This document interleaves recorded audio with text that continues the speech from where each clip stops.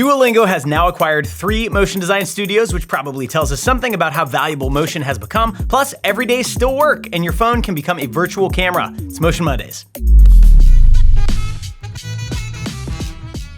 One of the hardest parts of a creative career has always been learning how to market yourself, because most of us don't get into this field to become self-promoters. But the artists who break through tend to get their names out there, and with this much noise online, that's harder than ever. And so I was surprised by this video from Dan George Hill, whose portfolio includes work for big artists and comedians, including Andrew Schultz's Madison Square Garden event. But when he started his career, he was working retail, and he had never been paid to design anything.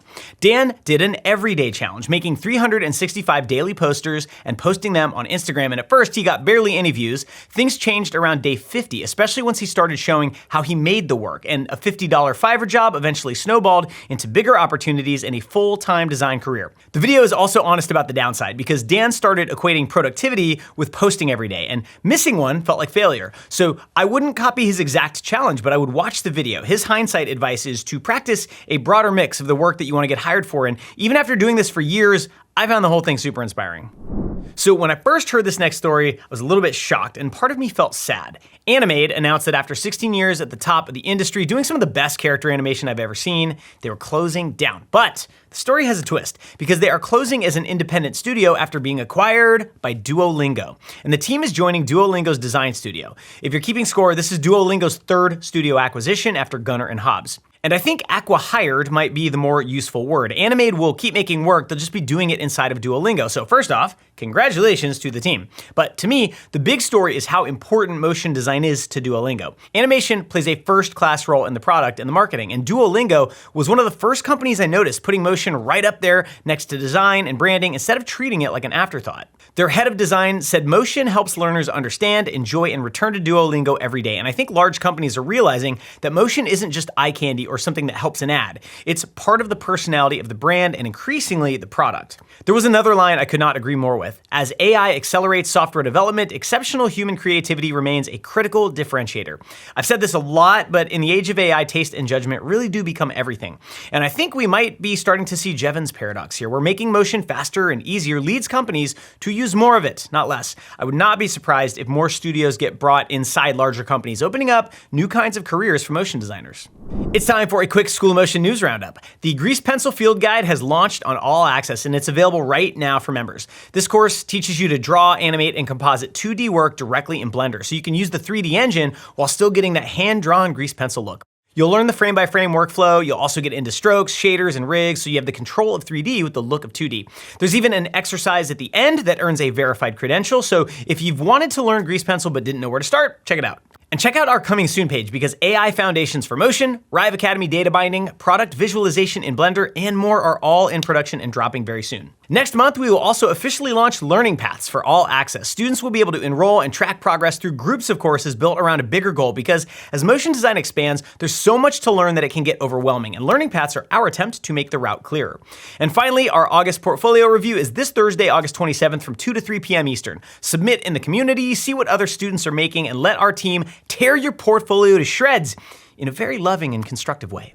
Our friends at Revi and Plug and Play teamed up to launch a very cool looking After Effects plugin called Better Gradients, which gives you way more control than the built-in gradient ramp effect, and of course the promo made by Revi looks amazing. You can save gradient presets, customize the color interpolation with graph easing, and use OKLab Color to avoid some of those muddy gray transitions you can get from default gradients. It works with mask and shape layer paths, gradients can follow and animate along a stroke, and it can automatically create things like overlap shadows. It's all GPU accelerated, and I think it may be the most powerful gradient plugin I've seen so far. And one thing I like about Plug and Play is that they're real developers with support for their products, which matters in a market where a cool little vibe-coded experiment can disappear or stop working. Better Gradients is $60 with lifetime updates, and if you're into the Revi look, I think this is gonna be really handy.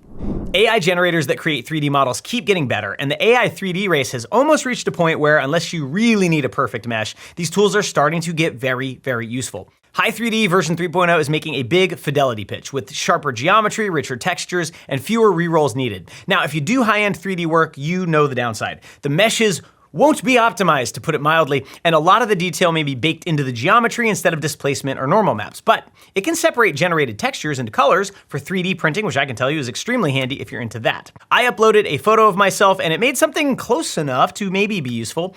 The ears and the teeth were surprisingly detailed, although when I brought the model into After Effects, the 3D renderer made me look more wrinkly than I think I am. You can tell me in the comments. For an element that doesn't need to deform or animate, especially in a stronger renderer, I think this could be legitimately useful. It is time to shout out some amazing work we found from around the industry, starting with 16 Social First Films Buff Studio made with Starling Bank. Banking isn't exactly the sexiest subject in the world, but through great design and some really sweet animation curves, motion can make almost anything interesting to watch. Buff built a reusable design and animation system so all 16 pieces could stay consistent, and having worked on projects at this scale, I know how much thinking and revision goes into making something feel this simple, so killer work from Buff. Next is a Logitech MX Master 4 film from creative director Alexander Grishin and 3D artist Mikhail Zainalov. And a spot for a mouse has no right to be this cool. The camera moves, framing, and mix of 2D and 3D are so experimental that I honestly don't know where I would begin making it. So shout out to Logitech for letting the team go there. Thomas Giacometti's Born in the Echoes is glitchy, choppy, and full of texture in all the best ways. It's hard to make kinetic type feel fresh now, but every frame of this is killer. And finally, Josh Edwards' 2026 reel moves between abstract 3D, 2D character work, and things that almost feel like stop motion. Absolute 10 out of 10 reel. Our good friends at Grayscale Gorilla have been putting a little bit more content out on YouTube, and they dropped a really interesting conversation about why Nick and Chad have mostly switched back to Macs for 3D. Both guys moved away from Macs when PCs gave you much more rendering performance for the money, but Chad now uses an M5 Max MacBook Pro as his primary machine while keeping his Windows 4090 PC for heavier renderers. And what I like is that this isn't really a benchmark argument. They talk about mobility, noise, heat, and operating system friction, because the fastest GPU isn't necessarily the machine that you want to use all day. I know Chad is also a big UX guy, and even though I think Mac has lost a step recently, I still prefer it to Windows day to day. The hybrid approach seems to work for them. A modern Mac has plenty of power while you're building a scene and making creative decisions, and then the final render can happen on a PC or a little farm in your closet or in the cloud. The technology's gotten good enough that we have the luxury of mixing and matching it, because remember, there are no solutions, only trade-offs in life. So does that mean Macs are cool in 3D again? Grayscale Gorilla are trendsetters, so we will keep an eye on it. Node-based AI tools are all the rage right now, and for good reason, because they give you control and flexibility that you can't get by typing one prompt and hoping for the best. I'm a huge fan of Figma Weave, but I didn't realize Otoy, the makers of Octane, have their own node-based AI tool called Otoy Studio. They recently added TripoSplat, which turns one real or generated image into a Gaussian splat, so I had to try it, and I made an image of an old, disgusting, shaggy 1970s couch and ran it through the node. It took about 5 minutes, and if you could have shown me the result 5 years ago, I would have literally fallen out of my chair. The detail from one image is kind of incredible, and it even made a decent guess at the hidden back of the couch. You can also use multiple images when you need better coverage. Now, a Gaussian splat isn't the same thing as a textured mesh. It's a different way of representing and rendering a 3D object, and the big advantage is speed, because all this detail renders essentially in real time. You lose some lighting control, although there are workarounds, and you can still warp the object or add noise and displacement. Octane supports splats, and there are tools for Cinema 4D and After Effects too. I tried iRealix's Gaussian splatting tool in After Effects, and Otoy Studio gives you free credits when you make an account, so you can try this for yourself. Topaz Labs, who make some of the best AI upscaling tools on the market, have a model called Hyperion 2.5 that turns SDR, standard dynamic range video, into HDR, high dynamic range, obviously. And the source can be real footage or something AI generated. This is super useful for visual effects and finishing when you need more room to push the color, especially with something extremely bright, like fire or an explosion. Hyperion can output 10-bit ProRes or 16-bit EXR, giving you way more latitude than a crunchy 8-bit source. Generated video is an obvious use case because those models often give you fairly low quality footage, and many artists already use Topaz to upscale it. But I think this could also be useful for 3D artists. You could render at 720p, upscale to 4K to save rendering time, then use Hyperion when you want more flexibility in the grading. The same idea could work with traditional renders or archival footage, so this isn't only an AI video tool. It won't recreate a perfectly captured HDR source, but it could give the right shot more room. Here's a very cool plugin that Motionist Studio dropped for After Effects and Blender. Phone Cam Controller turns your phone into a virtual camera, so you can get more lifelike movement without keyframing the whole thing. It streams your composition or 3D scene to the phone, and then it records the phone's movement as camera keyframes. So instead of imagining a natural handheld move in the graph editor, you can physically block the shot and clean up the curves afterwards. The demo is really cool, and you won't use this on every project, but when you need a particular camera motion, it could be indispensable. And the business model is interesting. All the features are free, but recording uses ad credits. You get 30 credits with a new account, then you can watch ads for more time or make a one-time purchase to remove them. I honestly can't think of another motion design tool using an ad-supported model like this, so I think it's kind of neat. Why not? Try it.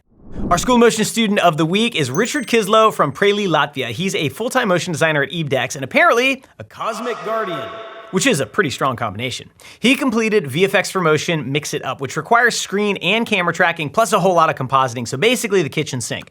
Richard's is one of the best versions I've ever seen. Richard says All Access has strengthened his foundation in motion and graphic design and improved how he approaches creative work. Richard, this is awesome, and I really can't wait to see what you do next.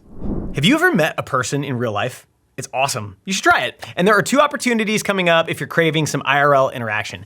Rez, the annual 3D and motion design nerd fest in Chicago, is September 11th at CineCity with creative sessions, studio tours, and the traditional Cinema 4D cube race. Barton Damer is the keynote, and the code Motion Mondays gets you 25% off your ticket, which leaves way more money for deep dish. Across the pond, Playgrounds in Motion London is September 18th and 19th at the Barbican Center. The lineup is absurd, with Glenn and Claire Keane, Leica, Buck, Framestore talking about their work animating Rocky on Project Hail Mary, and many, many, many more. So go meet some humans, make eye contact, smile, and enjoy that warm London beer. And that is it for this episode of Motion Mondays. Don't forget, All Access members, the Grease Pencil Field Guide is live right now. So check that out along with our Coming Soon page if you want to see everything we're working on. Learning Paths are coming soon too, and don't miss the August portfolio review this Thursday, August 27th from 2 to 3 p.m. Eastern. Thank you for watching. We hope you have an amazing week, and we'll see you next Monday.